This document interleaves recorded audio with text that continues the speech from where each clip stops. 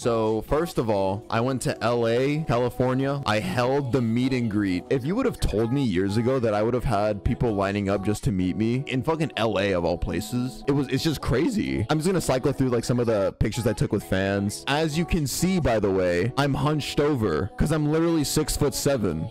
Okay, I'm 6'7". Yes, I said 6'7". His name was Caleb. I do remember him. Yeah, W Caleb. This is a selfie that I took. Right here, I blocked out my face because my hair here was terrible. Hello, YouTube. In today's video, just from reading the title kind of does something to me.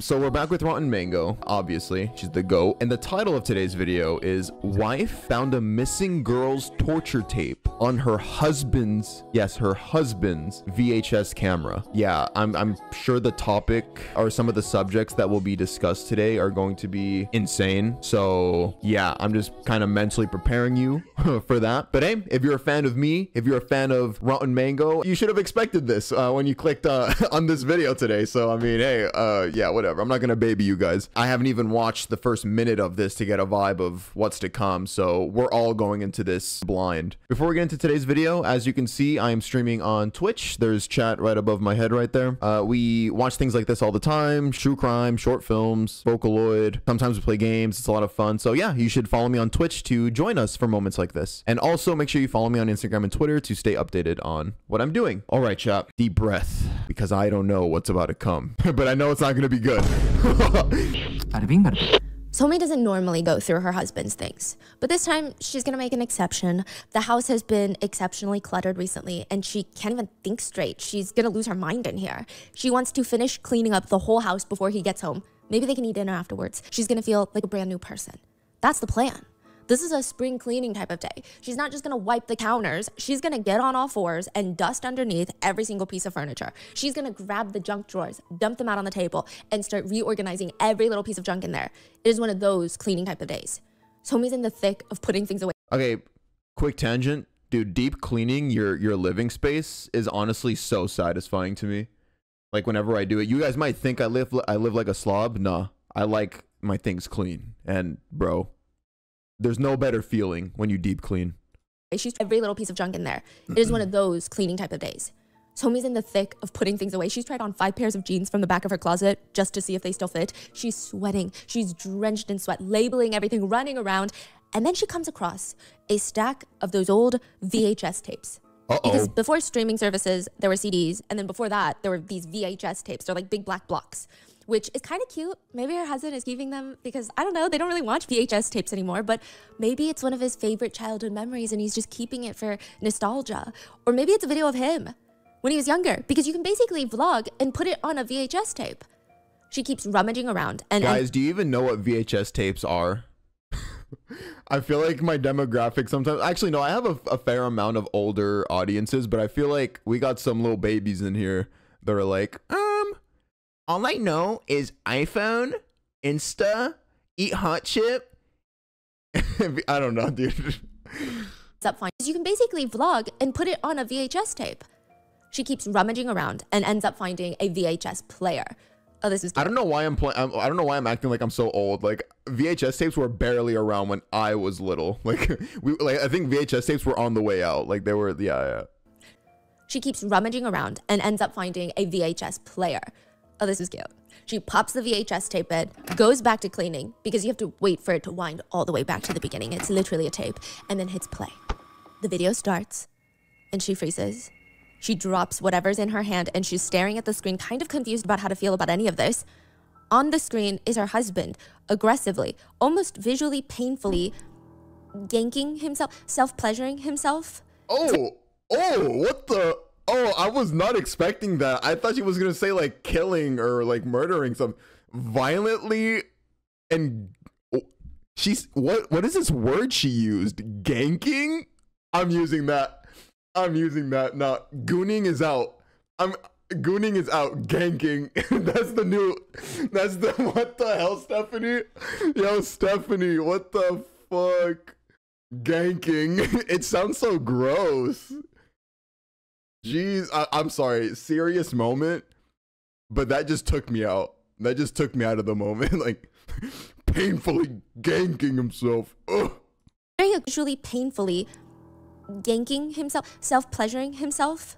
It's very aggressive, and it feels illegal to watch her husband in such a... It's weird. She's never seen this before. And he's moaning a name, a woman's name she's never heard before. It's definitely not her name. It's not Tommy. It's somebody else. Is his face in there? Yes. Okay, It's no, very lock in. disturbing. It's definitely going to be a big fight when he gets home. But she's trying to figure out when this tape is even from. Maybe it's from before they even got married. But even then, it's kind of a weird tape to have. Who records themselves doing something like this? It's a little odd. Do we know when this was taking place? 2003. And by then, VHS tape is not really around, right? No, most people have moved on to DVDs. Now she checks the time. It's a right. 20-minute long clip. The whole time, that's what he's doing, self-pleasuring until he reaches his destination. She rips the VHS tape out and inserts the next one. By this point, her heart is racing a little bit because is this going to be another video of him doing strange things? Is it going to be an introduction into the woman that he's calling out to? She pushes the tape and presses play. Laying on the bed are two bodies, her husband and another body laying next to him. There's these words written all over both of their naked bodies, like they're doodling on each other, or they were doodling on each other. The words read Prince and King.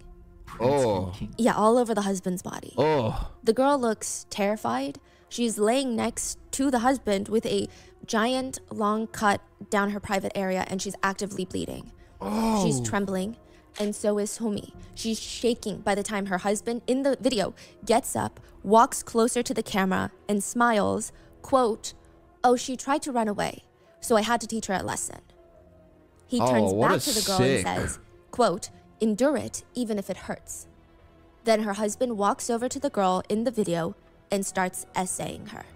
Tommy does not recognize the other person. What a sicko, bro. It's like he was acting like a movie. What the hell? Like the way, I mean, you guys heard how she described it, right? What a sick fuck. Like walked up to the camera, broke like the fourth wall to talk to you, then goes, oh my, what? Okay, bro. In the video and starts essaying her. Tommy does not recognize the other person in the video, at least not personally. This is not a family friend or anything like that, but she does know the girl's face. She's seen it before, all over missing posters in town. She's the little 8-year-old girl that had gone missing recently. It was 8 No, she 8 was years. only 8. What? Nah, bro. I mean, it's never right regardless of age, but obviously, I mean, when you hear it's like it's single digits, it makes it worse, dude. The little 8-year-old girl that had gone missing recently. It was an 8-year-old girl? 8 years old.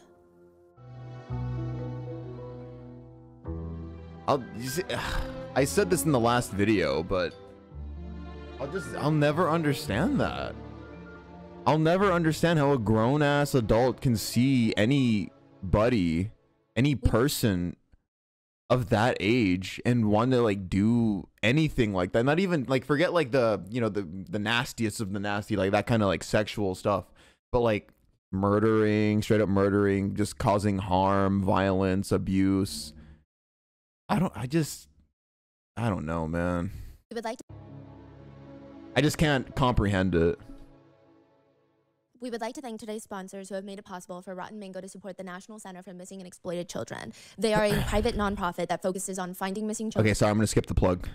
Now, some heavy disclaimers for today's case. There are mentions of snuff films, kidnapping, essay against some of our most vulnerable populations, including that of young children and people with intellectual disabilities. So please take care of yourself. If you need to click out, go take a bath, read a book, and I will see you in the next one. No, we got this, Stephanie. Barely. Also, wait, side thing. Can we appreciate? Okay, super messed up case. Another big Stephanie's very cute. I'm sorry. Like she's dressed up like Little Red Riding Hood. It's very like Disney-esque. I don't know.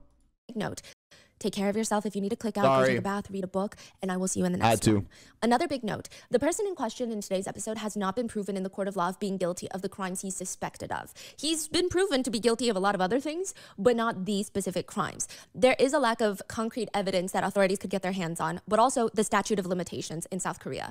Even if they were now to find a mountain of evidence of, hey, we have Oh, so this is South Korea. Wow. it would be too late. The statute of limitations for most of the cases would be up. So he or whoever did this would probably be a free man. Ooh, But I do think no, yeah. always keep this in mind. If you ever hear South Korea or Japan is brought up, like if they're brought up in legal cases, like that's where the crime takes place, just be prepared to be disappointed.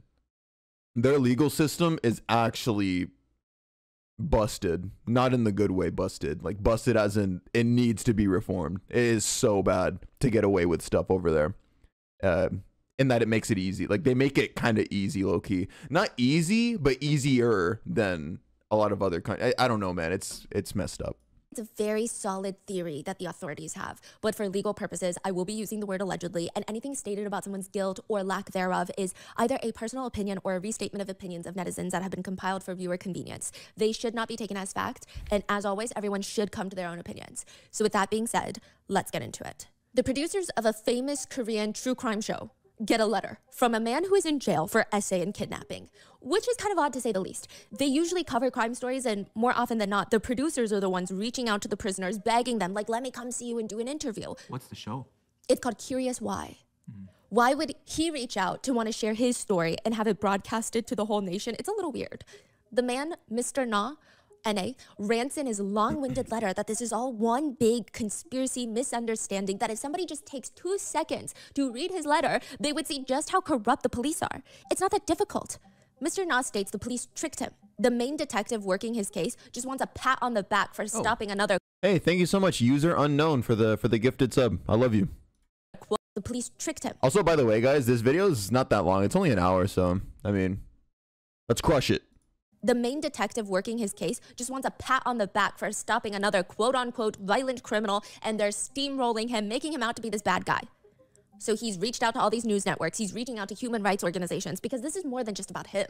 Whatever's going on in this police station is really dark.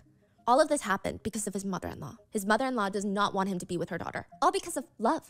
So she accused him of kidnapping and essaying her precious daughter. He says in the letter, I love her.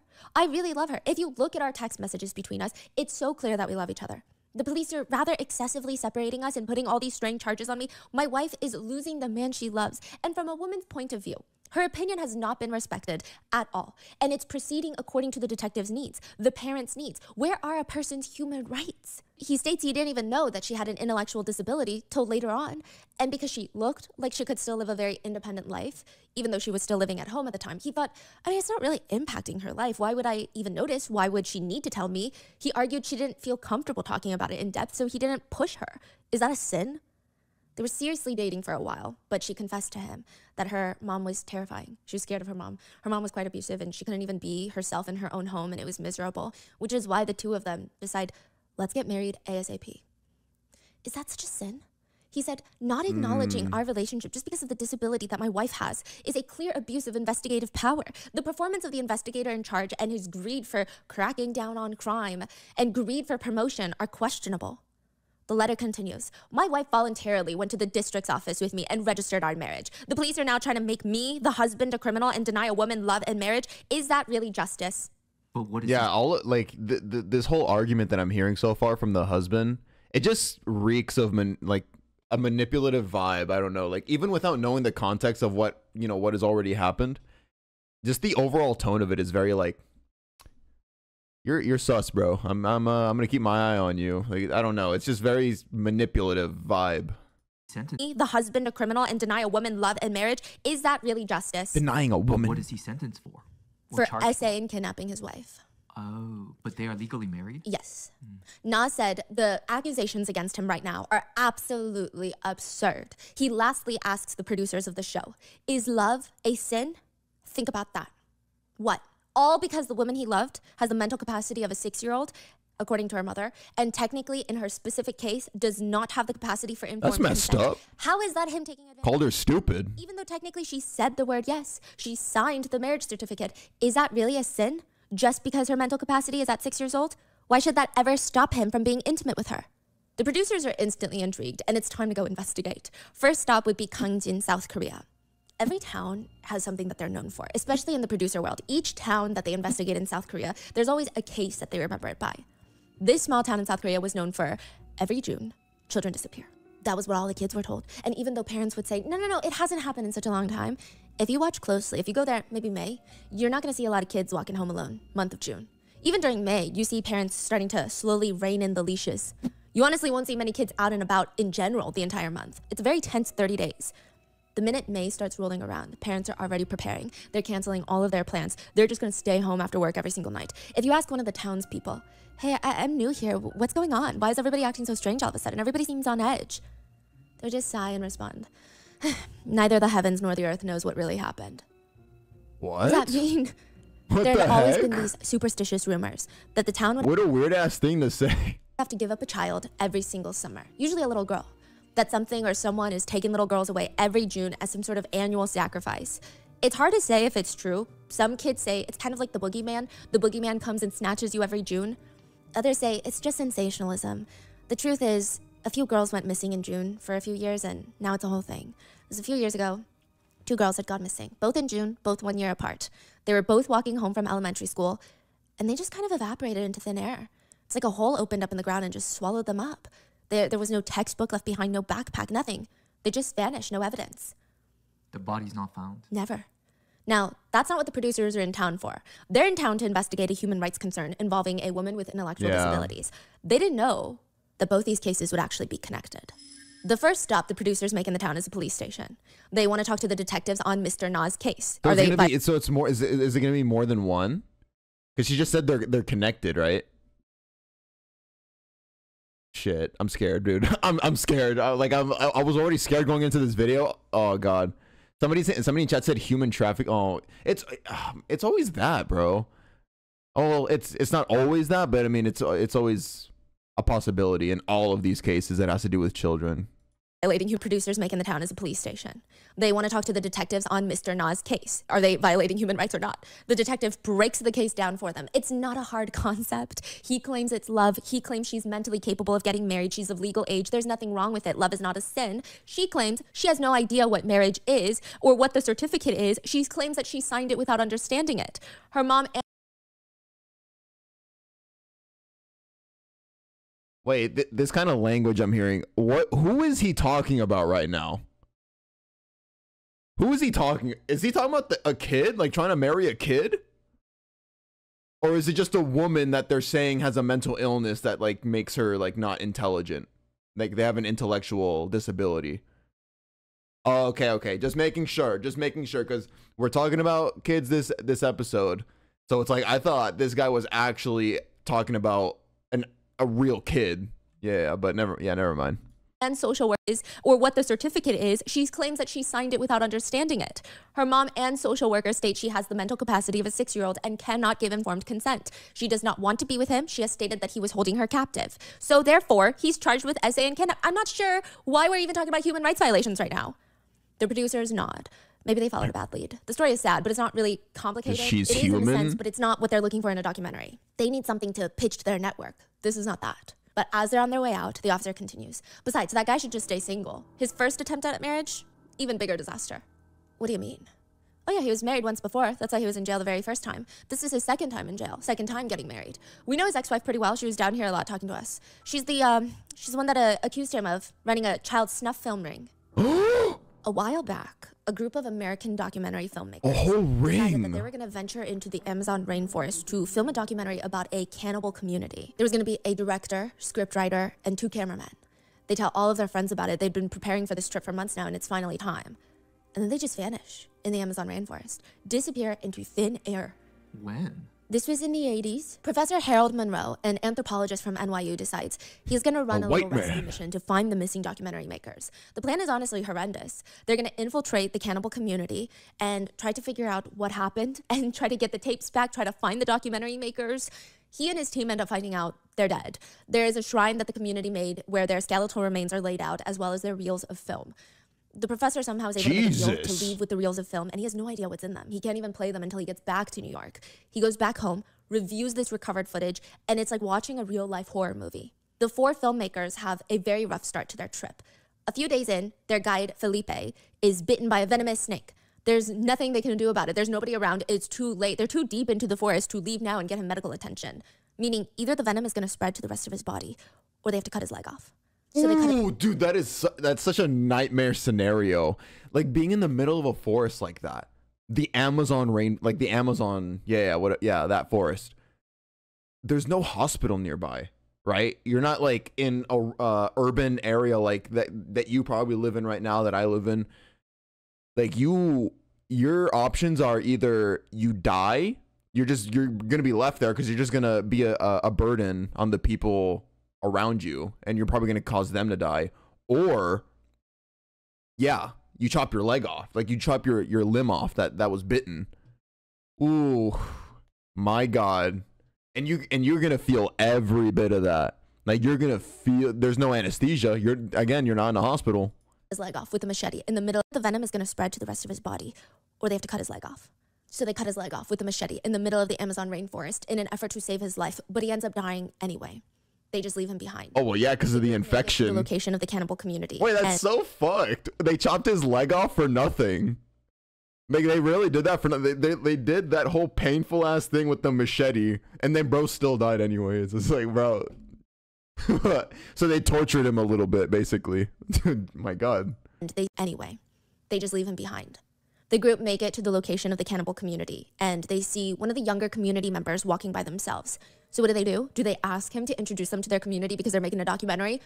No, they shoot him in the leg so that they can easily follow him back to his community-centered area. When they do, they just wage war from the get-go, which I'm so confused by. The 4 filmmakers, yes, they want a documentary, but they mainly want good footage. So they intimidate a whole tribe, kill a pet pig, herd the community members into a tent, burn the tent down. The professor keeps watching, and it just gets worse. The 3 male filmmakers film themselves taking turns R-wording a young girl. The only one trying... Oh! Why? Dude, kill these... Bro. As a man, this makes me want to, like, just yell the term, like, just kill all men, bro. Like, gee, I'm sorry, like, that sounds so pick-me. But when you hear shit like that, it's just like, okay, kill all the bad ones. Okay, there, kill all bad men. There, yeah. But holy shit. The 3 male filmmakers film themselves taking turns R-wording a young girl. The only one trying to convince them to stop is the female screenwriter, but she tells them to stop because she argues, you guys are wasting precious film footage. We don't have that much film. You can see in the background that they're being watched by the locals. They know what the filmmakers are doing. The filmmakers later find the girl impaled on a wooden pole, meaning a pole went through her private area and then through her mouth, and she's impaled on it. She's dead. They state in the documentary that she's no longer pure. They claim the locals killed her for her loss of virginity, but it's pretty clear from the way the filmmakers are talking about it, the professor has an inkling that they R-worded her, and they killed her, and they set it up like this to get better footage. In the end, the community attacked the filmmakers for what they did to the girl. One of them, Jack, they use a large machete to cut off his private parts, and even after he's dead, they continue to mutilate his body. Faye, the screenwriter, is captured... Wait, did they get it the abuser? Wait, did they get retribution? Parts. They attack the filmmakers for what they did to the girl. One of them, Jack, they use a large machete to cut off his private parts, and even after he's dead, they continue to mutilate his body. Faye, the screenwriter, is captured, stripped, gang essayed, beaten to death, and then ultimately beheaded. One of the other... That doesn't undo what was done, though. Like, okay, like, we can, like, maybe meme on that a little bit, but, like, that's not... No, yeah, I mean, at the end of the day, it's... What happened, so, yeah, it's still sad. Our guy keeps trying to convince the other survivor, we have to go and try and save her, but he's not listening. Isn't this a movie? He just keeps filming the assault on her from afar. I don't know. Is it, are they describing a movie, or are they describing the making of a movie? But, like, they still did these things. Oh, it was fake? I don't know. You guys are just saying a bunch of stuff. I don't know. I thought there's only... And save her, but he's not listening. He just keeps filming the assault on her from afar. I thought there's... Yeah, see, he's like... I don't know. Let's just watch, okay? There's a lot of, like, back and forth in chat. Save her, but he's not listening. He just keeps filming the assault on her from afar. I thought there's only 3 people left. 4. Oh, there's still 4 left. So 2 just died. There's 2 left. Oh. Now, eventually, the last 2 filmmakers are located, killed, all the while their cameras keep rolling. And the footage is probably some of the most graphic, intense violence you can see on a screen. There's horrific torture, essay, animal cruelty, murder, cannibalism, all caught on camera. There's scenes of mutilation, severing of private parts. Professor Monroe would say he was left pondering who the real cannibals really are. The footage premiered in Milan, Italy. What? Where the man who had the footage and owned it and premiered the footage was promptly arrested. The man was arrested for animal cruelty and murder. This man argued in the court, please, you have to believe me. None of that is real. I'm a movie director. All of this is fake. None of it is real. You have to trust me. Look me up. So it sounded like it happened. It was just like I mean, yeah, it was a snuff film. So the word film is doing a lot of heavy lifting here to be like, oh, like, it's all fake. But I think what they did was real. But they were like acting as characters doing it. So all of this is fake. None of it is real. You have to trust me. Look me up. wait, so it was not released by NYU professor? No. Is he involved? He is a movie character. This man is now claiming, I'm the director of this movie. These are all fake people. It's a fake documentary. I see. But the authorities don't believe him because none of it looks fake. It doesn't look like a fake documentary. Yeah. Like, it looks so real. Yes. It looks like people actually died. Yes. So they're saying if it's a fake documentary, we still think that you killed people with this plot because none of this, there's no CGI. It looks real. They don't believe him. It looks very real, especially the part where the girl is essayed and then gets impaled on a stake by the river. She has the stake going through her private parts, through her body, out of her mouth. Ew. They believe he created a real life snuff film to win awards, to make money, to dupe the public into watching it. It wasn't until during the trial, they would confirm that the actress was very much alive. And they still didn't believe it. They thought maybe it's a lookalike, maybe it's a twin sister. They had to physically demonstrate. Thank God. Okay. In court. So it was actually a film. On set. Well, this part was a film. That looks so Oh, don't tell me that this film that we're talking about right now, this is all setting up like inspiration for the husband that we're gonna touch on in just a little bit. Like maybe he's gonna do his own thing with that little girl, but he actually did it. This is all just inspiration for all, dude.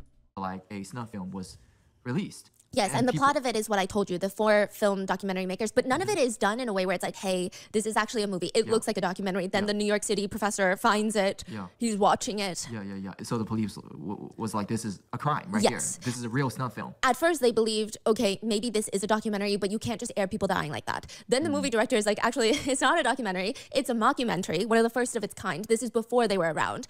And nobody died. I'm not airing footage of real people's deaths. And they're like, we don't believe you. We think that you actually killed these people to make this movie. So we're going to arrest you for murder and animal cruelty. Wow. He goes to trial. They bring photos of the girl that is still very much alive. And the authorities are like, we still don't believe you. So they have to now reenact the killing scenes in the movie to show you, hey, no, really. The scene where the girl is impaled by the stake, they had a stake embedded into the ground and a bicycle seat that she would sit on. Then she put a basil wood on her mouth to hold it. And she appeared like she had the stick going through her body. But the way that she's able to keep completely still is crazy.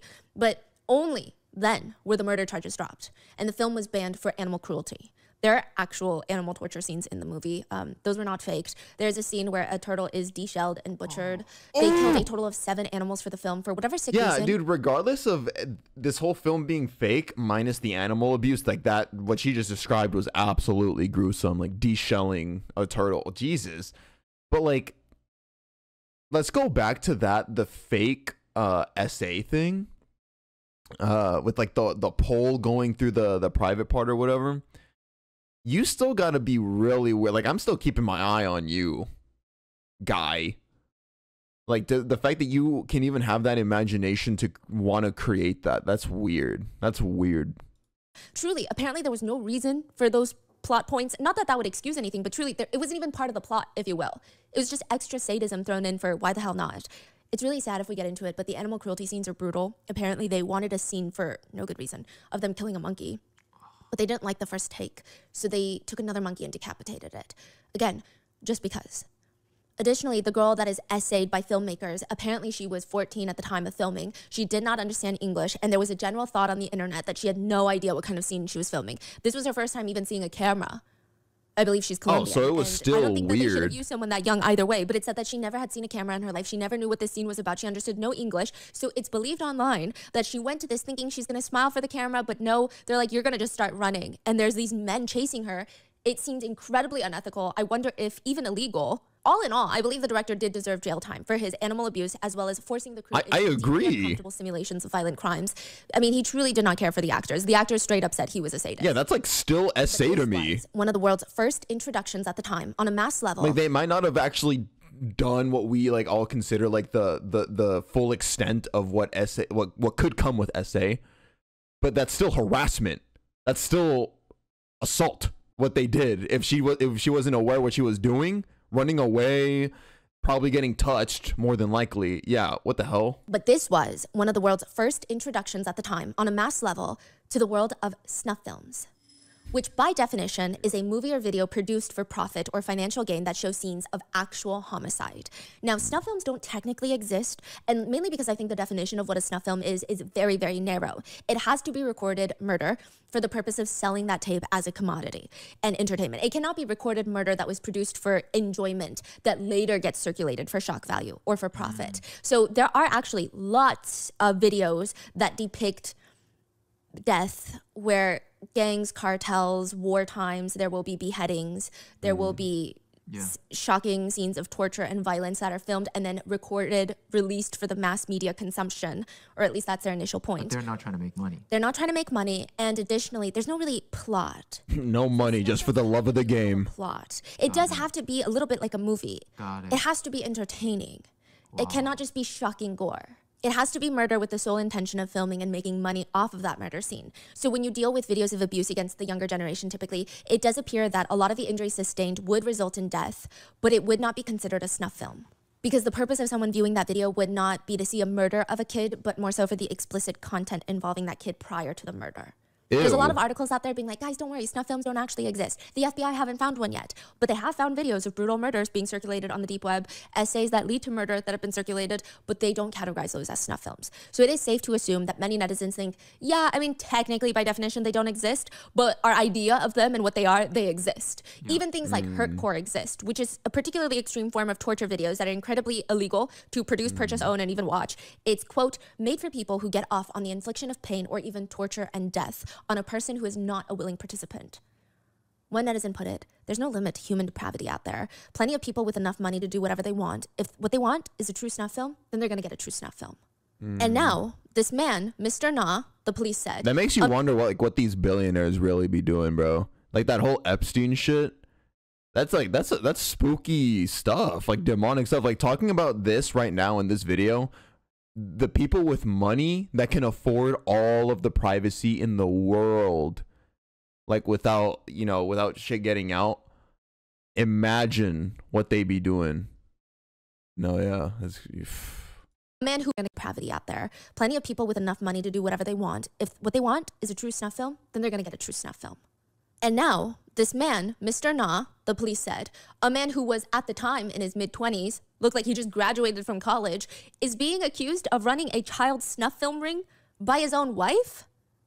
They tell the producers it was never proven, though. And that was over 15 years ago when she accused him. Now he's older and he's in jail for essaying and kidnapping his new wife, and he wants his human rights to be protected. When Mr. Na finds out the producers are looking into his case, not about the human rights violations, but about the missing girls, he writes another letter to them. The criminal charges are only suspicious, and most of them are not true. As it may have a negative impact on the case that I'm currently on trial for, please postpone the broadcast of your story. If only the suspicious content from the police flows out without my truth, the truth of the current trial will also be buried. Wait, what is he threatening? He's saying, unless you want to obstruct justice, I would say don't broadcast whatever you think you have, because that's not the real truth. So the beginning of the story, the little discovering, was the first wife, correct? Yes. And that was 15 years ago. And now 15 years later, he's writing a letter to producers being like, hey, I'm in jail because I'm being accused of these crimes of trying to marry my second wife. And they're saying I'm kidnapping her. Yeah. They go to investigate that second wife thing. Yeah. And the police are like, oh, there's so much more to the story. This guy's crazy. He was in prison for a while. So the first crime was 2003. That means the second was 2018? Yes, it's recent. Whoa. So this is like he's been around for a while. A while. Now, Mr. Na starts referring to himself in third person in the letters. He says, the informant was suspected of a crime, not because he committed the crime, but because the police wanted to accuse him. The police fabricate and distort a lot of things, especially against those who are weak and have nothing. Mr. Na falls into that category. If Mr. Na had truly committed a crime, would he have reported it to a broadcasting station under his real name? It's a very strange response, that if the producers didn't feel like there was more to the story before, they definitely think there is now. The response makes them want to dig deeper. 1 year, this is the ex-wife, so back to 2003. 1 year before finding the tapes in her husband's closet, Somi starts noticing her husband's not acting normal. I mean, to be fair, everyone in town is kind of on edge. All right, so we're getting to the part now where the husband comes in. And I believe, like, my theory is that everything that that Stephanie's been talking about up until this point, like the whole, that kind of disgusting ass film, is going to be inspiration for what's to come from the husband. Little girl had gone missing, but they didn't have a daughter. They're not exactly as high risk as all the other people in town who are freaking out about their own children. But this vacation is supposed to be about them and reconnecting and focusing on their relationship, and it just seems like the last thing on her husband's mind is relaxing. In fact, he's in the corner of the hotel room writing a will. He's insisting that they need a will if they're ever gonna die, which logically, yeah, sure, but time and place for everything, no? I mean, who does that in the middle of a vacation? He even randomly starts writing a letter to his uncle that he hasn't spoken to in years. Somi is so confused, she leans over his shoulder to get a glimpse of the letter, and it reads, "It seems to be the first time I'm writing a letter to my own uncle. The trip has already been planned and has nothing to do with any incident. Also, the recent incident has nothing to do with me. And I confess that I lied." What? What incident? What is he talking about? What does it even mean? But the weirdest part of the trip comes at night. The two of them would be laying in bed, the lights are off, the motel's blackout curtains are drawn, it's pitch black in the room, and Somi is just about to drift off into sleep and she thinks her husband's already knocked out, it's quiet. Then she hears something. She hears him talking? What did he just say? She holds her breath and he says it again. Okay, what was that? He's muttering something under his breath. And then she hears it again, and this time it's a bit clearer. There's someone in the walls. Oh, the chills. Oh my God. You hear like some insane dude muttering that to himself? I'm out. I'm out. First time, and she hears it again, and this time it's a bit clearer. There's someone in the walls. For the first time. Oh, damn. Hey, thank you. Tall Hobbit 17. Thank you so much for the 5 gifted. Thanks to you, 5 people in this chat will enjoy no ads for the rest of the month. Thank you. No, yeah, but seriously, I appreciate it. Ever, and this time it's a bit clearer. There's someone in the walls. For the first time ever, Somi is actually pretty happy to be back home from her little trip with her husband. She hoped going back to their routine is going to help him get somewhat back to normal. I mean, but that's not what happens, not even close. When they get back, one of the first things her husband wants to do is go to the movies, which, fine, but he wants to go by himself. Which, I mean, again, I guess it's fine. She kisses him goodbye, but there's something about the way she grabs her coat. She waits a little bit while before running out of the house and following him down the street. It's not like she's following him. Technically, she could be going to the market. It's also in the same direction. Who's to say, really? She stays very far away from Na, and he cannot see her, but she follows him all the way towards the movie theater. He does end up going to the movies, but at one point, when he's walking through an alleyway, out of nowhere, he just starts sprinting, booking it, sprinting down the alleyway, looking behind him, hiding behind giant dumpsters, poking his head out, eyes wide, hiding again. He looks like someone is chasing him, but nobody is chasing him. Speaking of sprinting, that's another irrational fear that I have. What was this one movie? I think it was called Get Out, where like this dude out of nowhere starts sprinting at you. So it's just like, imagine this. Allow me to demonstrate. Did I scare you? That was embarrassing. Don't clip that. That was weak. He looks like someone is chasing him, but nobody is chasing him. You don't think he saw her? No. Oh, like he's running away from someone else. Yes, because if he sees his wife, you don't hide like that. You don't run like that. He's running like someone's chasing him with a knife. Somi turns around and quickly goes back home. Later that night after dinner, Somi starts cleaning again, and she sees sitting near the top of the trash can a ripped up movie ticket from earlier today. She bends down, grabs as many of the pieces as she can, and starts puzzling it back together. And on it is a handwritten scribble. It reads, quote, "I have to use her and then get rid of her." Who is he talking about? What is he referring to? Does it have anything to do with the little girl? Use her and get rid of her. Girl in town to disappear into thin air, and the whole town had been looking for her. Does it have to do with her? So by this point, the wife is suspecting of the husband, or she has a lot of questions. She's weirded out. I don't think that. I think, you know, when you have those intrusive thoughts and you're like, okay, I am creating a movie in my head. This is not real. I think it was one of those moments because she does not report it at all. Every single karaoke bar. That's the search initiative. That's it. Comb through every single one of them. Flip tables, look under the booths, look in the vents. 300 police officers are out searching for the little missing girl. They're combing through the back of these karaoke rooms, inside the private rooms, tossing everybody out, asking all the employees for IDs. And it's all because this one post goes viral. An online forum post starts going viral 25 days after a little girl in town named Han disappears. She's 8. She vanishes. The title of the online post reads, "I saw a girl who looks just like Han, the one that disappeared. I saw her somewhere and I'm pretty sure it's her. The rest of the message reveals the OP is a woman in her 20s. She did not just see someone like Haeun. She sold Haeun. That's what she details in a post. She sold? Yes, that's what she details in a post that's basically a confessional of how she lured a small child, a small girl, to hang out with her, then handed her over to two men who promised to pay her for little girls. $1,000 per little girl. Dude, oh my, yep, trafficking, there we go. It's in the post. Nothing against Haeun in particular. She just lured the next girl she could find, which happened to be Haeun. She said she didn't really know what these men had in store for her, only that they were going to take her away in this black sedan. Perhaps they wanted to illegally put her up for adoption. That was like the weird, sick hope she had, that she was going to find a nice little family that would love her and she would make $1,000. But instead, she states one day she comes across a karaoke store where she sees what looks like that little girl working in the karaoke store. Side note, she said that she's full of remorse and guilt and that's why she's posting this. But she also mentioned she never got paid the $1,000 that she was owed. The 8-year-old girl is working at a karaoke bar? Karaoke bars in South Korea are honestly typically a lot of fun if you are over age and you go knowing some security measures, but it's not really the type of place that your parents would want you to hang out in. It's like clubbing. Clubs are fun in the US if you're of age and everything is legal, but is it the safest place in the world? Is it a place where your parents are gonna be like, yes, go every single night? There's nothing inherently wrong or shady about them. There's bad people everywhere.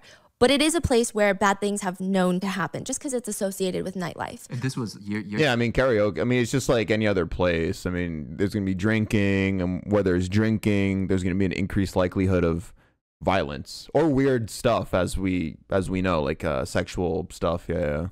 Years ago, right? Yes. Decades ago. Yes. So it's more unregulated. Yes, I'm assuming it's a lot more regulated now, but there have been allegations even today that some shady stuff is happening. I think not so much in the more tourist areas, but maybe smaller towns. Yeah. Now, there had been instances where girls had been kidnapped and forced almost into a labor trafficking, sex trafficking ring inside of karaoke bars. There have been instances where children in South Korea have been kidnapped and they would be purchased by adults in these karaoke bars. Yeah, there have been unverified internet rumors. There's other cases like that, right? Underage kids would be forced to perform on tables in private karaoke rooms by using fruits to do things to their body. I don't know. That is completely unverified. It's an internet rumor. Now, this is still the very big first lead that the police have about missing Haeun. She might be working in a karaoke bar. The missing girl's dad, Haeun's dad, even tries to meet with some of the former kids that have been kidnapped by karaoke bars just to see what their day was like, how they could find someone that is being moved around in these bars, the best way for them to escape. He starts sleeping outside of karaoke bars in the area until the owners will let him in to search, until they talk to him. And that's when he finds out that his daughter is not in any of them. Authorities had searched through Mokpo, Busan, checking every single karaoke bar, subway stations, even going through the terminals one by one. If she was sold as a karaoke worker, it's likely she's traveling through the subway stations or perhaps even spending time and maybe even sleeping in one. But she's not there. She's not anywhere. They don't even have a clue or a better lead. Usually when they search this intensely, you get another lead you can follow while you're searching. Someone says, oh, actually, I remember seeing someone like that and she went that way. But they turn up nothing, which means the only lead they still have is tracking down the original anonymous poster, the one that claims she sold the girl, the one that claims she's now in a karaoke bar. Halftime. I can't even imagine that though. As a parent, the anxiety. I have really high anxiety, like as is, you know? I don't know. I've just always been like a very anxious person. Like I want things done, you know? Let me know who else is like that here. I want things like done. I don't like waiting for decisions to hear back from stuff. Like I want to hear things as soon as possible. Imagine being a parent and your son or daughter is missing and nothing is coming up during the investigation. Not even like little tidbit clues. Like again, a person saying that they saw something, like a little something. Or yeah, like little leads. To not even get updates on that, I'm freaking out. Like I'm gonna be going out there myself as well, like joining the investigators, trying to find shit. There was a point in my life where I felt like I was drowning in debt. Every time I thought I was making progress on my credit card debt, it was like my car knew. I swear at one point I thought my... Stephanie, you're just trying to get a bag. We know you've been that girl. You're rich, okay? Skip. Police track the IP address and end up in a PC bang, internet cafe in a nearby town. Are you sure this is the one? It's further away from Nah, okay, no. Jokes aside, we don't know like where she like, you know, her upbringing. If anything, that would make me love her more if she understands the struggle. Yeah. Actual town. Internet cafe in a nearby town. Police track the IP address and end up in a PC bang, internet cafe in a nearby town. Are you sure this is the one? It's further away from their actual town. There's better internet cafes closer. Side note, an internet cafe, you can pay money to log onto one of their computers and use their Wi-Fi. They usually have food and Ooh, snacks. I want to try that. I'm going to Korea in about a month and a half now. I'm really excited. I want to try that. An internet cafe. Those sound really chill. And really fast Wi-Fi. So a lot of people will specifically go to play games. But why would she go all the way here to write her post if she's... Thank you, Isabella. Local No Sabo. Are you a No Sabo kid? But yeah, thank you so much for subbing. From our town to play games. But why would she go all the way here to write her post if she's from our town? They walk inside. Hi, we're with the police. We're going to need to see the CCTV camera footage from the past few weeks. Now they know why she came all the way here. No CCTV cameras. They said she paid in cash. They don't keep a log of customers. I'm sure now in 2024 in most areas, it's very different. Like South Korea is known as CCTV land. But back then you could likely pay cash and browse the internet with no data trace. You wouldn't even have to log on with your government ID number. I think things are different now, but you wouldn't have to. I feel like there's now limitations to that, but that means she was on a public computer, no record of her paying for that computer time in a place where there's no CCTV cameras. It's truly anonymous. They don't know what she looks like, so they can't even describe the poster to the employees. Besides, the employees aren't really trying to pay attention to every single customer coming in. That's when the detectives start thinking, what if the point of the post wasn't to tell the truth? What if the point of the post is to lead us the wrong way? Oh, dude, what if the dad made that post, that initial post that was their one and only lead, the one and only lead, and it led them on a goose chase? Oh, bro. What does that mean? An expert criminal profiler said, in my opinion, the credibility of the online post is very low. It's very abstract, and the actual content of how and why she gave the child over to these men was completely omitted. Why was that passing child in particular selected? It's omitted. The facts of the crime are only 2 lines out of the entire post.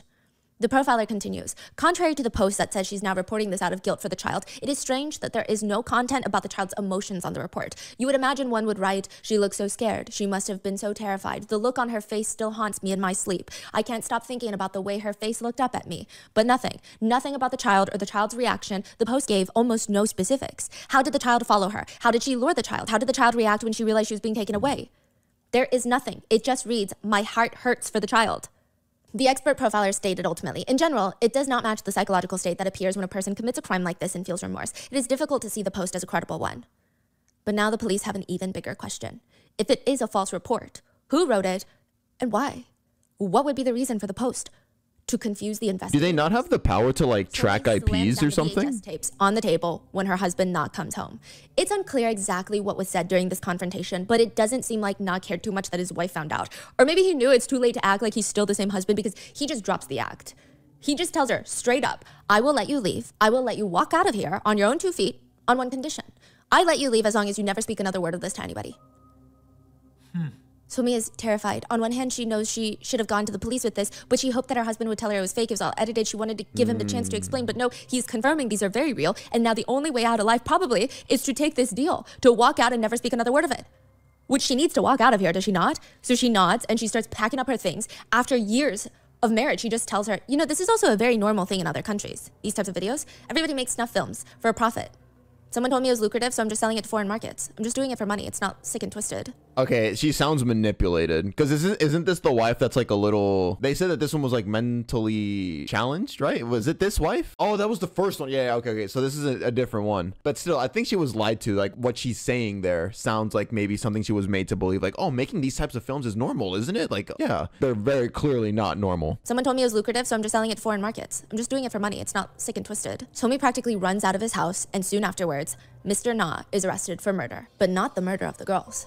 He's arrested for a completely separate murder. This is crazy. It just keeps going. Yes. Yeah. Nah had plans to end this whole messy thing. I mean, it's only a matter of time, honestly, that his wife or ex-wife, it's very unclear, whatever his homie is to him now, she's gonna officially leave him. And she might tell someone eventually, maybe 5 years down the line, maybe 10 years down the line, or maybe there's gonna be rumors that she starts. And it's not even Somi that he's worried about. He feels like he has good grip on Somi. He has good control over her. But it's actually her little brother.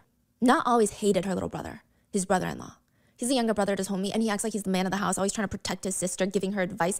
Eventually, Nah knows that Somi, his wife, would tell her brother about what she saw, and he would, of course, give her unsolicited advice and ask her to go to the police station and make sure she tells them everything. So he hides. That's what Nah does. He hides.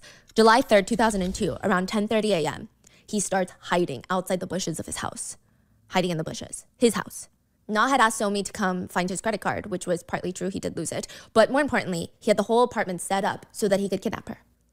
Ex-wife? Yeah, because if she's being held hostage, then she can't really say anything, can she? Okay, so he's backtracking now. Yes. He's trying to lure her back. So he's luring the ex-wife? Oh, because the ex-wife is the one that knew more of the backstory. And then the new wife is the one that uncovered the VHS tapes. Oh, I'm misunderstanding? I thought it made sense. It's all about one wife. What do you mean? It's Stephanie's husband just said the ex-wife. Oh, okay. So it was the same wife, but it was former now because they had split up. Okay. He had the whole apartment set up so that he could kidnap her. Ex-wife? Yeah, because if she's being held hostage, then she can't really say anything, can she? Okay, so he's backtracking now. Yes. He's trying to lure her back. But he's in the bushes, peeking his head out, and he sees Somi walking up to the door with her brother. And it becomes very clear to him in that moment that everything he perhaps thought is very true. He's never going to be able to control his wife. Her brother's around. He will always be the dangerous variable. So he makes up his mind in that moment he has to kill him. He takes out the sharp knife that he was initially going to use. So the wife found the tapes, then divorced, and now he's leading her back to the house to capture her so that she doesn't talk. To threaten his wife and kidnap her and allegedly hold her hostage. He waits for the front door to open. He rushes in, ambushes the little brother-in-law, stabbing him first straight in the forehead, then his shoulder, stomach, and back. His brother-in-law died right there on the floor from excessive blood loss. Ooh. All in front of Somi. Yes, and he also assaults Somi. Like stabbing her. Doesn't stab her, but he beats her. But not try to kill her. No. Now, it's really hard to argue that it's not you that stabbed someone in the forehead with a knife. The knife belongs to Na. This is Na's house. Na has motive. Na murders his brother-in-law in front of his wife. He has witnesses, and he has the victim's blood on his arms. It's very hard to argue that. The arrest, investigation, and even trial goes by really quickly. There really is no big investigation. Your sibling being killed right in front of you? Oh my God. The authorities barely talk to Somi and ask for her side of the story, and she's not going out of her way to tell the police anything. Na quickly gets sentenced to 15 years in prison, and the book closes. But there's a few cases that detectives always say keep them up at night. Most of the time they're unsolved, but sometimes they're solved and there's just something that isn't clicking in their minds. It doesn't make sense. The lead detective on this case is laying in bed. Na killed his brother-in-law because his wife was gonna leave him. That's what's stated in court. Her brother was gonna help her leave, but technically she had already moved out. So the worst was over, and he didn't seem upset when she moved out. It wasn't until later he kills his brother-in-law, so why? This is the case that this detective thinks about before he goes to bed for the next 4 years. Finally, he can't take it anymore, and he reaches out to the ex-wife, Somi. This is years after he's already in prison for murdering her brother. And this time, she's willing to tell him everything. I think the distance helped. I imagine she was very terrified. She tells the detective everything, the marriage, the tapes. She tells him about the VHS tapes, and he doesn't even know how to respond. The whole thing sounds like it's straight out of a Karen Slaughter thriller novel, which, by the way, one of Karen Slaughter's books has the exact premise of this. Local girl goes missing, wife checks successful husband's computer and sees videos of girls that look just like the missing girls, and they're creating snuff films. The husband runs a snuff film empire. I did a BAM on it, which I'll link, but it's so eerie similar to a novel. What was it called? Pretty Girls. Right, that's what it reminds me of. Yes, and the detective is like, there's no way this is real. They ask her to describe the girl in the video, her facial features. Somi tells him enough detail, what she saw in the video. Okay, so just to kind of recap, because I see some people are kind of confused in chat. So the husband was already in jail at this point? Just walk me through it. So the husband was already in jail, or no? But yeah, Stephanie just said that the distance between her and the husband, the fucked up evil husband, helped her get the courage to come clean with the VHS tapes that he found. I mean that she found. Yeah, the husband's still in jail, but because she's just now coming clean with the VHS tapes, he's probably in jail for a lesser sentencing, for a lesser charged crimes, right? Because she's just now coming out with the hard evidence. Because she was scared originally. Am I understanding that? Oh, for murdering the brother. Oh, okay. So he's in jail currently for murdering the brother. But now she's coming forward with the terrifying films that she just found. That she found. Not that she had just found, but that she found years ago. So there's actually a chance, there's a world where this guy walks free. Because he was only charged with what he did to the brother. And we all know how wacky like East Asia's laws are. So it's like, I'm kind of scared now. That truly, it would be. That's what it reminds me of. Yes. And the detective is like, there's no way this is real. They ask her to describe the girl in the video, her facial features. Tomi tells him enough detail, what she saw in the video, that truly it would be weird for her to make it up. She has no vengeance against her ex-husband. He's already in jail. And of course, she probably hates the guy, but there's no reason for her to make this up. It's not even in line with how people usually lie or make false reports. And the girl Tomi is describing, 5 years after the fact, looks exactly like the girl from the missing girls posters. Even years later, she still remembers all the details so vividly, and she's describing it with so much emotion that the detective just trusts her. He said, she talked in great detail. I didn't show her any of the photos of the missing children. But it's too late. That's where the statute of limitations comes in. She spoke again in such great detail. He runs back to his team. We have to look into it. We have to search Na's house now. We need to find those tapes. Before the police search Na's house, an interesting letter is sent out from prison. A letter from Na to his family.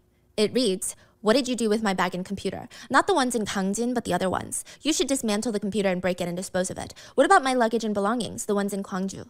When you come to visit me in prison, just talk about my well-being, not this and that. I'll ask if I'm curious. Who did he send it to? His mom. So he wants the mom to destroy evidence. Yes, but he writes it so nonchalant. What did you do with my computer? You should probably dismantle it and break it and get rid of it. Oh my God. I wonder.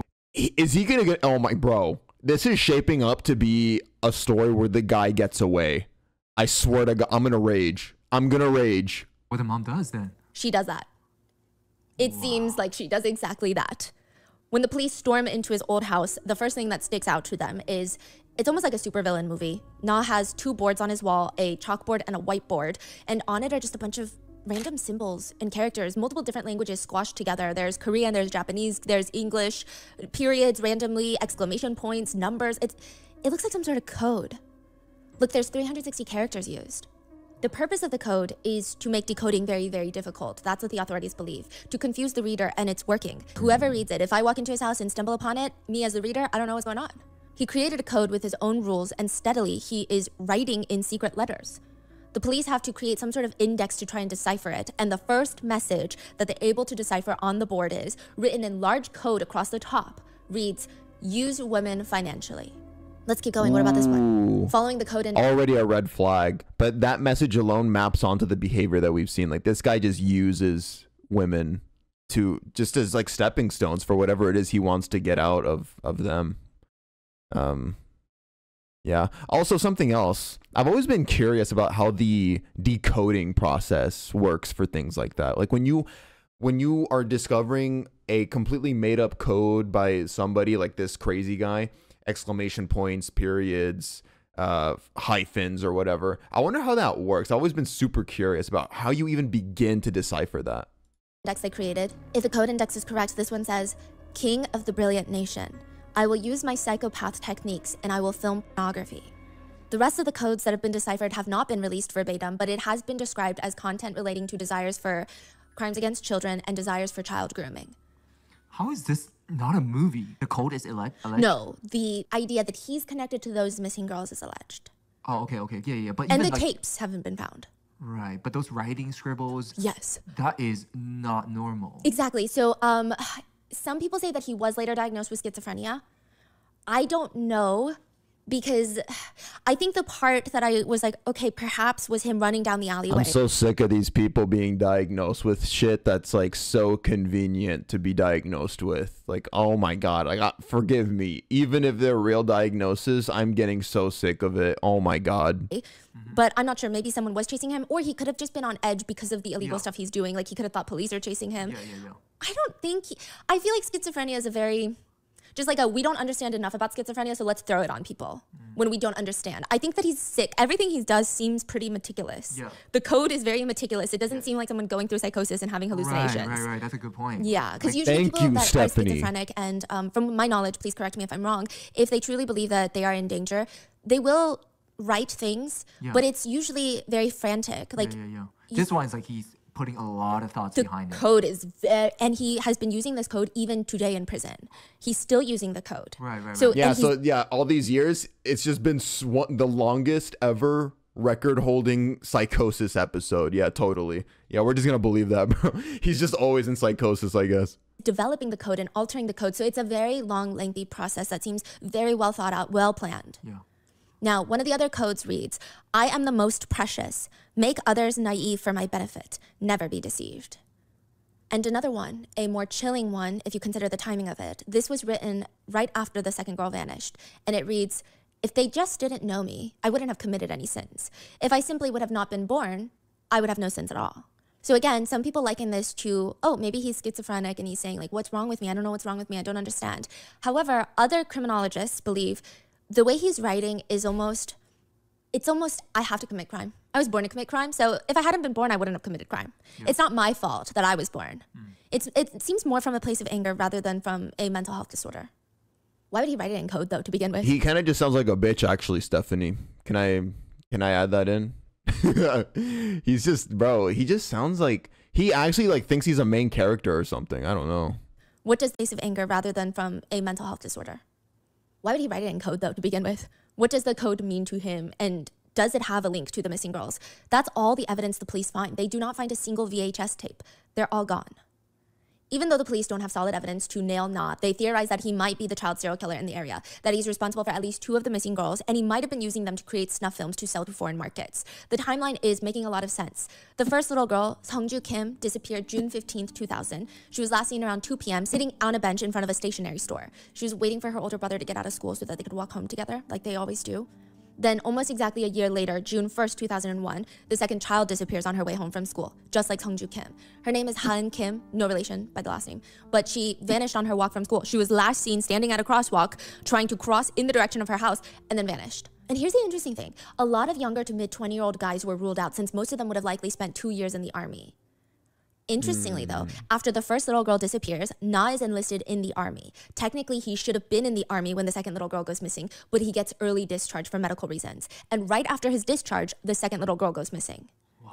And then a year after that... So the timeline lines up. Oh, yeah. He gets arrested for murdering his brother-in-law. Wow. And girls stop going missing. Okay. Well, there were recent cases where girls did start going missing again, but it didn't seem like it was the same person. So girls stopped going missing in the same fashion. And then around the time that he's arrested, a few years later, his wife states that she found snuff films that he made with what looks like the second girl that went missing, Ha-eun. Now, they theorize that Na is responsible for both girls going missing. That would mean that both the girls' disappearances are linked. And there are a lot of similarities between the two. It just doesn't seem like a coincidence, especially in a much smaller town, not even a big city. Both kidnapped in broad daylight after school, both vanishing without a trace. Authorities said it's like they just evaporated on their walk home. Not at night, on their walk home in daylight. Their last seen locations were less than a mile apart from each other. They had over 270 people out searching for both girls, police from neighboring towns and jurisdictions all coming in to help. Nothing.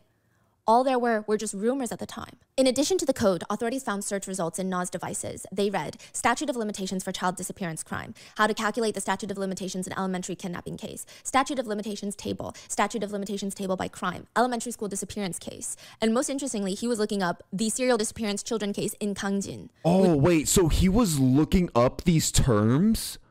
He was looking up statute of limitations, basically seeing how long does he have to basically survive. Just stay under the radar until he basically could be free. Until he outlasts the clock, basically, to escape consequences. Which is where they went missing. But the biggest piece of evidence, in many netizens' opinion, is the room. On the dark web, there's a rumor that you can visit a red room where you watch live streams of people who are tortured and murdered on camera for views, allegedly. Allegedly, this one is yellow. Somi said the room in the VHS tapes, the ex-wife, she said, I've never seen those rooms before. Hey, thank you. Oh, I can't read that. I'm VA. I'm VA. I'm VA. Yeah, thank you so much for the gifted sub. I appreciate it. Tomi said the room in the VHS tapes, the ex-wife, she said, I've never seen those rooms before. I don't recognize those rooms, so it doesn't look like it was happening inside of our house. It had to have been somewhere else. Maybe he rented a different place. Will you describe the room for us? Yellow floors, windows are covered with newspaper. There were strings, saws, hairpins, and boxes laying around. The information, the description of the room was never released to the public at the time because the police had never seen the videos the wife saw in the first place. There was no way for them to confirm it even existed, the tapes, or even the room. That is until a man named Min-soo comes forward. He's an adult now, but he said he wasn't when he was in Na's yellow room. He said Na would take him inside this 2-story red brick house in a room with yellow floors, newspapers covering the windows, and he comes forward to tell the authorities that he and Ha-eun, the second girl that went missing, were actually in the same class. All the kids at the time, even the adults, were saying it was a ghost that had lured the 2 girls out every June. But Min-soo knew it wasn't a ghost. It was the creepy man that lived near the playground. He would lure the kids to his little studio and essay them. Minsu said, to be fair, at the time, Na didn't seem creepy at all. In fact, he just seemed like a college-aged older brother that liked to treat kids like adults. It's not like some stinky 60-year-old ajushi trying to snatch kids. He's like the cool guy, smoking cigarettes, drinking soju, and he's like, hey kid, you want to come over and play games? What kind of 8-year-old says no to that? Every day, Minsu and Haeun, the girl that goes missing, would have to walk by his house to get to school. And Minsu said for him, it was very natural. They all started hanging out. Minsu remembered Na would tell him, if you want to hang out, play games, and eat junk food, walk to my house and knock on the wall. If I hear it and my parents aren't home, then I'll let you in. It's unclear if this was happening in his parents' house or if he was saying that to get the kids to feel more comfortable. What an absolute creep. Because now it's Like no longer adults, yes. older people. And like we're all just kids trying to hang out. At first, Minsu said he would willingly go to Na's house to play games. Then the essay Bro wanted to sound like he was a grown-ass man talking about, oh, if you knock on my door, if my parents aren't home, I'll let you in. Bro was trying to be like this. What do you do, fellow kids? Yeah. Anyway, yeah, come over. Started. Once that happened, at first Minsu said he would willingly go to Na's house to play games. Then the essay started. Once that happened, Minsu said he was too scared to say anything to anyone, but he does start avoiding Na, and Na would chase him around town, waiting for him. Sometimes Minsu would get out of school and he'd be waiting at the door. Wait, not essayed Minsu. Yes, and he would film it. We'll get to it. So he would wait at the door for Minsu to get out of class. Minsu would try to run out the back of the school and run through the field, and he wasn't even running in the direction of his home. He would just run in any direction to get rid of Na, but Na would always be there when he comes out of the wood clearing, and he discovered that Na is watching him with binoculars, stalking him. It was terrifying. The more Minsu avoided Na and refused to hang out with him anymore, the more aggressive Na became at wanting to essay him. It almost starts feeling like an obsession. He says, I think he had videos of young children. I think he had explicit videos with children my age. From then on, he started molesting me, and he would touch my private areas while watching these explicit videos or make me touch him. And then it progressed into full essay, and it was honestly so painful. It was very difficult. Minsu states that he was essayed several times by Na, and there would always be a camera in the room. Other witnesses came forward. They're all adults now, but they stated that when they were a kid, Na would lure them to their house on the premise of letting them play games, but he would constantly force them watch explicit videos of children with him. Some of them stated he kept trying to molest them until they ran away. This is disgusting, bro. Like, actually, I don't even want to say the things that should be done to this dude, because it might be TOS, but yeah, just know I don't have good things planned for motherfuckers like that. Says them to their house on the premise of letting them play games, but he would constantly force them watch explicit videos of children with him. Like, he would make them watch the videos that he had of previous victims. What kind of demented person even thinks of doing that? Some of them stated he kept trying to molest them until they ran away.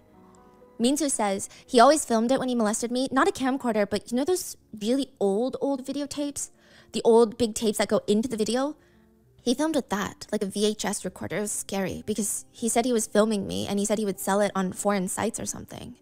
When Minsu was asked why he didn't report it as a kid and only now report it as an adult, he said, now that I think about it, I think Mr. Na was very obsessed with children. But at the time when I was a kid, I didn't think like that. It was only as time passed and I became an adult and I thought, oh, this man is likely kidnapping those kids. The police had nothing else to go on. What kind of a question is that, though? Like, why didn't you speak up when you were a kid, but now all of a sudden when you're an adult? Why is that? Like, I mean, why would that...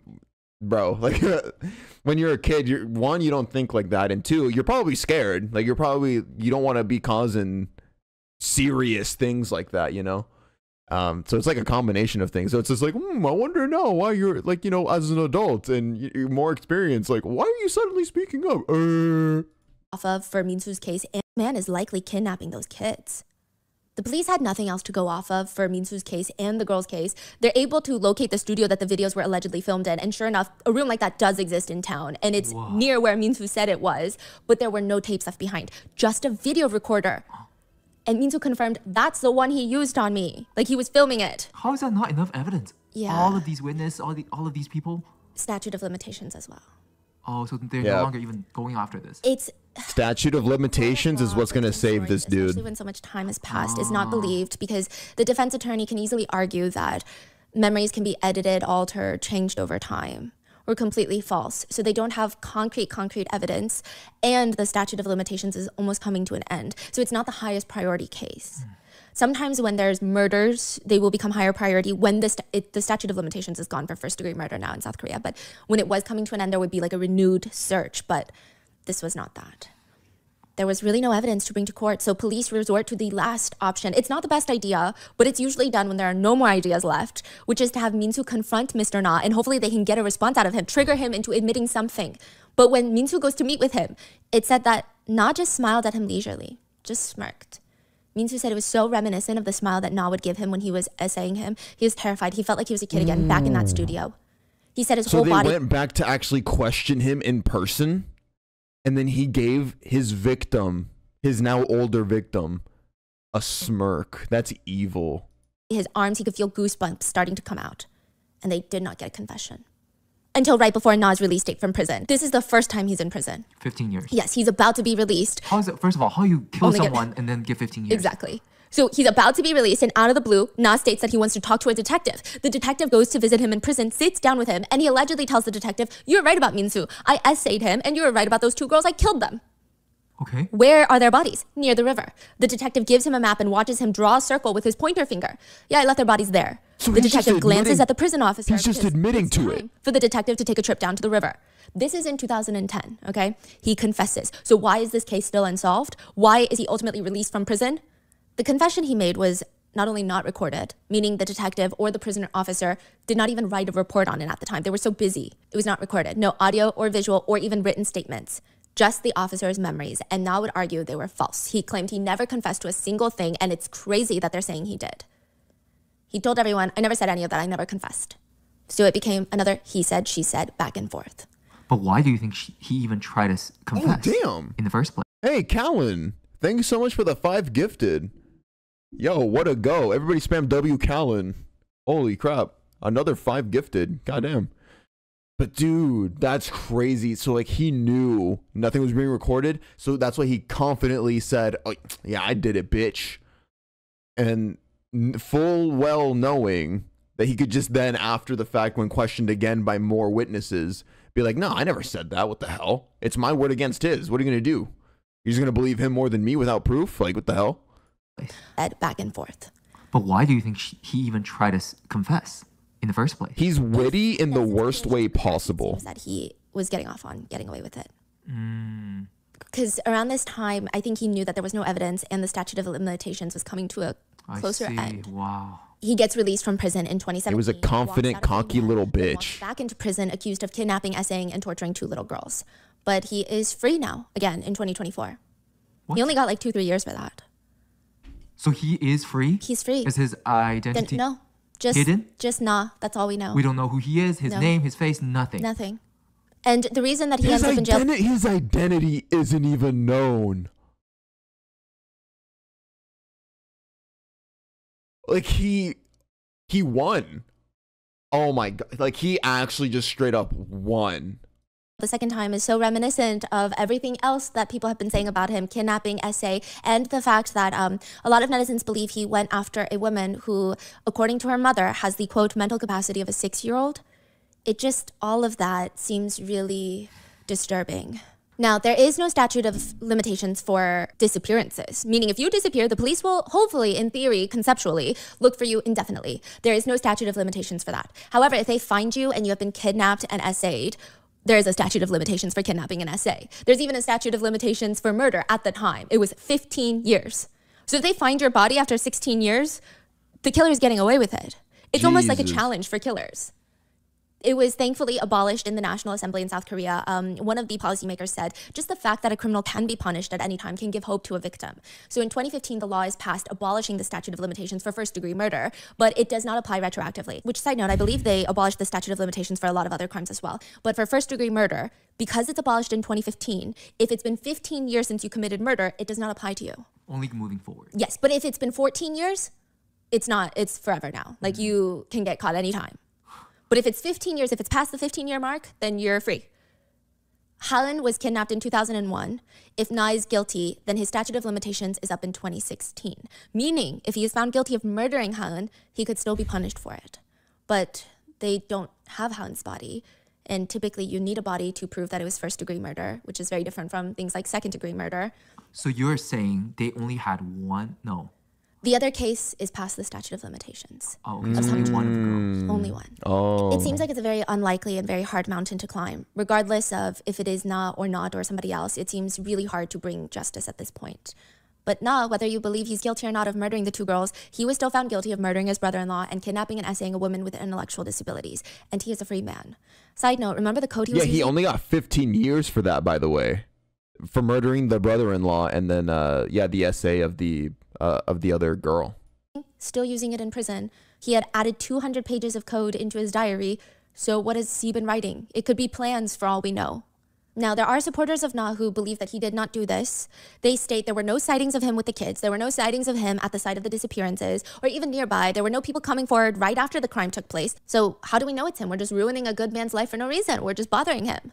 But the biggest supporter for Na is his mom. Producers from a separate show were able to get in contact with her, and she told them, don't even talk about what happened in Kangjin. You don't know anything about it at all. Our baby is not someone who would do that. Don't go around talking like this just because our baby is in prison. What do you know? Do you have evidence? My baby? Yeah. Full-grown man. Convicted of murder at one point. But she says, my baby. Most of the people that were asked about Na had nothing but good things to say about him because they were all adults. Experts say with most child essayers, they could be very well liked or even highly regarded in the neighborhood because they only commit crimes with people they can control, and typically that's not fellow adults. Typically those are children or someone with disabilities. They're the most vulnerable.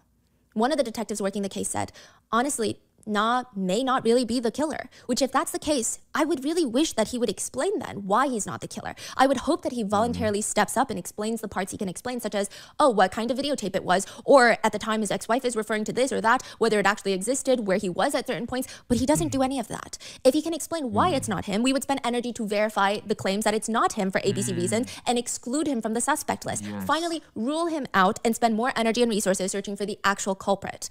But they're asking why he doesn't do that. It's because he's cocky. Like he literally gets off on this. Like I'm sure he enjoys looking people in the eyes and basically telling them, like he said it directly one time, but I'm sure he also gets off on the idea of like smirking or giving a little like making you know he did it, but like he's not saying anything, but he's communicating it one way or another that he did do it, but he knows that there's nothing that can be done about it. So he's just like kind of, yeah, I mean, he's cocky about it, which is evil as fuck. He's not doing that. All he did was confess and then retract, and since then he has not spoken about it. But netizens are not so forgiving. A lot of netizens said the math is not mathing, it's not adding up. If it was maybe just his ex-wife, then that's one thing. Maybe it's like an ex-wife who hates him. But the details she gave about the tapes are oddly specific. Then Minsu comes forward, another victim that stated they experienced SA from Na, and they have matching descriptions of the room. That's weird. His codes, the camera with no footage found. I mean, they stated it's just too many coincidences. And clearly this is a man that is capable of murder, SA, and kidnapping because he was convicted of those crimes, just not for these specific cases. So it seems, I mean, it seems pretty damning. One netizen comments, when he comes out, he will SA and murder again. Pedophilia is incurable, and these monsters are going to keep doing it. Wake up, you idiots who defend him. Other netizens argue, sure, we can debate if he did kill those two girls or not, but he did kill his brother-in-law. He did SA and try to kidnap a person with intellectual disabilities. That's embarrassing, dude. Like, you know what? You know what? I'm not going to bring attention to it. I'm just going to hope y'all didn't see that. Did admit those two girls or not, but he did kill his brother-in-law. He did SA and try to kidnap a person with intellectual disabilities. He did admit briefly to molesting Minsu and then retracting the statement. I mean, even if he's not guilty of what he's being accused of, he's pretty freaking guilty for what he has confirmed he's done. Others just argue that he should be surgically castrated. Others argue sarcastically, I mean, even if he's done all these things, guys, we need to rehabilitate him and make him adapt back into society. It's sarcasm and a pain point for the fact that he was released after 15 years. I'll see. Someone just commented, that's why nobody's having kids anymore in this country. Why have kids in a place like this? Another angry Korean netizen commented, our country is a great place to live if you're a criminal.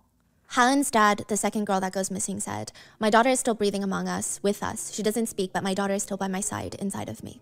If my daughter were still here, she would be 30 years old. Had she not vanished, the family's life would probably be there. I got chills just now, bro. That gave me chills. She would have been 30. So if she would have been 30, she was only 4 years older than me.